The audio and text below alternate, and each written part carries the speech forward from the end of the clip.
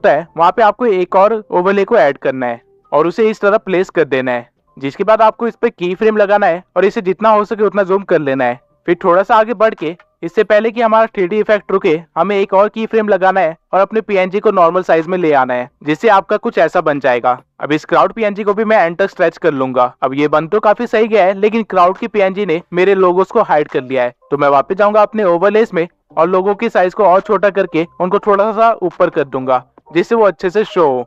अब एक बार दोबारा से प्ले करके देखते हैं।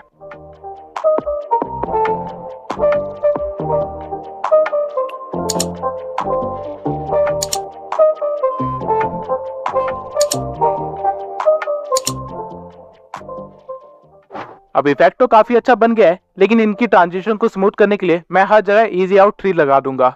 अब मुझे हल्का सा फील हुआ कि की फ्रेम मेरा थोड़ा जल्दी खत्म हो गया है, तो उसे डिलीट करके हम थोड़ा सा आगे बढ़ेंगे और की फ्रेम लगा देंगे और साइज सेट कर देंगे। अब जब हमारा 3D इफेक्ट बन गया है तो हम इसमें कुछ और एलिमेंट्स को भी ऐड करेंगे, जैसे कि टेक्स्ट। और टेक्स्ट को सही स्टाइल और ग्लो देने के बाद उसे सही जगह पे रख देंगे और टेक्स्ट की ड्यूरेशन भी वीडियो के एंड तक बना देंगे। इसके बाद हम अपने टेक्स्ट पे लगाएंगे एक एनिमेशन फ्लिकर का और इसकी स्पीड को थोड़ा सा बढ़ा देंगे। अब टेक्स्ट के अपीयर होने के कुछ सेकंड्स के बाद मैं एक स्प्लिट लगाऊंगा और राइट हैंड साइड वाले टेक्स्ट को चूज करके उसके ग्लो में जाके उसकी इंटेंसिटी और ग्लो दोनों इंक्रीज कर दूंगा और इसमें से एनिमेशन हटा दूंगा, तो इससे कुछ ऐसा इफेक्ट बनेगा।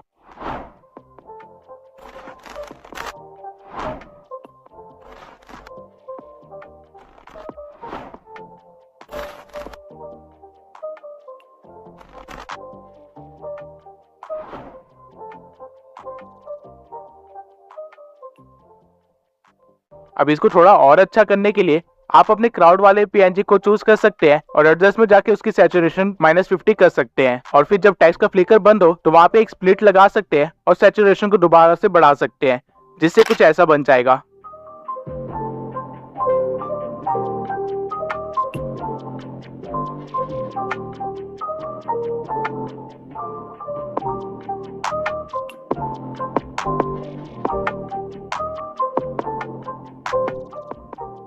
अब हमें सिर्फ इतना ही पार्ट चाहिए था, तो हम आगे के सारे हिस्से को डिलीट कर लेंगे और फिर सीक्वल को एक स्मूथ ट्रांजिशन के साथ स्टार्ट करने के लिए मैं लास्ट सीन का एक एसएस ले लूंगा और अपने टाइमलाइन में आके उसे ऐड कर दूंगा और क्रॉप में जाके उसे भी 16:9 में कन्वर्ट कर दूंगा। इसके बाद मैं एक ओवरले लगाऊंगा जहाँ पे नीचे मैं ग्रीन स्क्रीन को लगा दूंगा, जिसमें से मैं ग्रीन स्क्रीन को रिमूव कर दूंगा क्रोमा की पे जाके और अपने स्क्रीनशॉट को सही जगह पे एडजस्ट कर दूंगा। अब इन दोनों सीक्वल के बीच में आने वाले व्हाइट बॉक्स पे अगर आप क्लिक करेंगे तो यहाँ पे आपको काफी सारे ट्रांजिशंस मिल जाएंगे। आप इनमें से कोई भी ट्रांजिशन यूज कर सकते हैं, लेकिन इस टाइम पे इस सिचुएशन के अकॉर्डिंग पुल आउट वाला ट्रांजिशन सबसे बेस्ट इफेक्ट दे रहा है, तो मैं इसे चूज कर लूंगा और इसकी ड्यूरेशन को थोड़ा सा कम कर लूंगा और ऐसे आप अपनी वीडियो को कंटिन्यू कर सकते हैं। अब मैं एक बार दोबारा से वीडियो की स्टार्टिंग में आऊंगा और इफेक्ट्स में जाके स्पार्क में फायर प्लेस वाला इफेक्ट दे दूंगा और थोड़ी एडजस्टमेंट के बाद इसे पूरी वीडियो में स्ट्रेच कर दूंगा और ऑब्जेक्ट्स में जाके ऑल वीडियो को सिलेक्ट कर लूंगा और एंड में हम कुछ ऐसा क्रिएट कर लेंगे।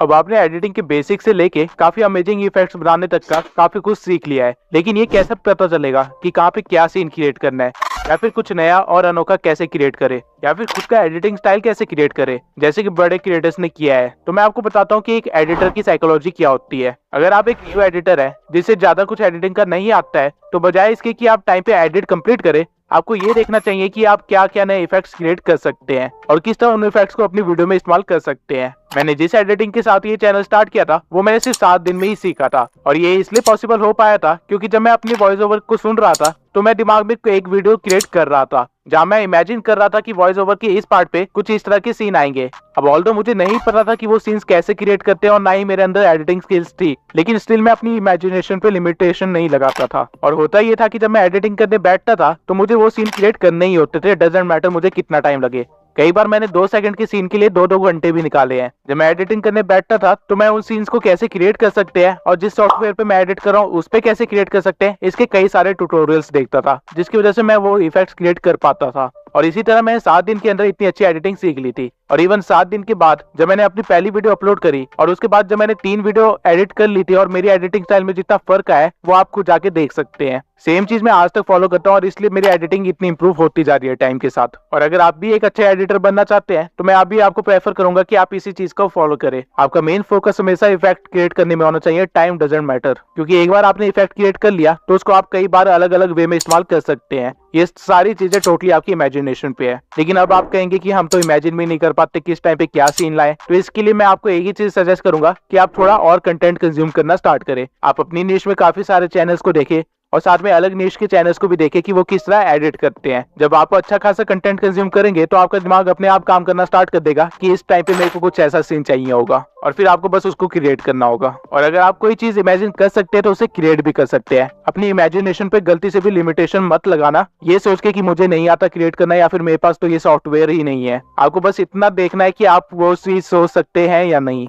क्रिएशन हो जाएगी। अब खुद का एडिटिंग स्टाइल कैसे क्रिएट करें, तो सबसे पहले तो ये पता होना चाहिए कि एक एडिटिंग स्टाइल होता क्या है। एडिटिंग स्टाइल बेसिकली इफेक्ट्स के एक थीम को फॉलो करना होता है। फॉर एग्जांपल, अली अब्दाल अपने एडिटिंग स्टाइल में पेपर फोल्ड का इस्तेमाल करता है। उसके सारे टेक्स्ट या पीएनजी पेपर फोल्डिंग या अनफोल्डिंग इफेक्ट के साथ आते हैं। वहीं ईमान गाजी ने रिसेंटली अपना एडिटिंग स्टाइल चेंज किया है और उसने 2D मोशन ग्राफिक्स का इस्तेमाल करना स्टार्ट कर दिया है, जहां वो ए रोल एंड बी रोल का इस्तेमाल करता है और बी रोल में वो 2D मोशन ग्राफिक्स दिखाता है। और वहीं मैग्नेस मीडिया का एडिटिंग स्टाइल है 3D कैमरा ट्रैकिंग, जहां वो स्मूथ ट्रांजिशन करता है अपने कैमरा ट्रैकिंग से और उसकी पूरी वीडियो इसी तरह चलती रहती है। सेम वे में आप भी अपना एक एडिटिंग स्टाइल क्रिएट कर सकते हैं। अपना खुद का एडिटिंग स्टाइल क्रिएट करने के लिए आपको बस ये देखना है कि आप किन चीजों का सबसे ज्यादा इस्तेमाल करते हैं अपनी वीडियोस में। हर वीडियो में एटलीस्ट ये चीजें तो इस्तेमाल होती है, A roll, B roll, text, transition, background and PNGs. तो अगर आप इन चीजों के लिए कोई इफेक्ट क्रिएट कर सकते हैं या फिर खुद एक्सपेरिमेंट करके या फिर 3-4 लोगों क्रिएटर्स को देख के उनका कुछ मिक्स करके बना सकते हैं, तो आप खुद का एडिटिंग स्टाइल भी बना सकते हैं।